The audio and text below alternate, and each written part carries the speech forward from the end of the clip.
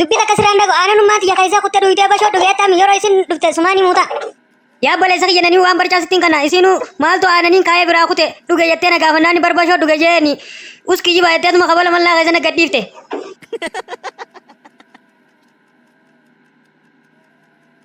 Siyaa yaa baleessa kiyyatti jaabuudhiin yaadhame kotti jetteetuma na yaammattee mana hoteelaa na geessite ani si kafalaafiin ta'a maallaqa narraa ganneeytee fitte.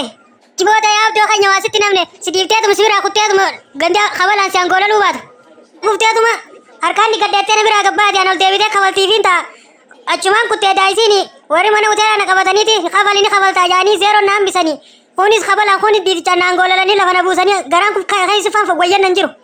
Siti akka gaariitti boo'eetiin boo'ee warri isaanii akkanatti dirmatu godhee intalti teessan bineensa kun akka na duwwiifte jetti maa bara akka isaan kafalanitti.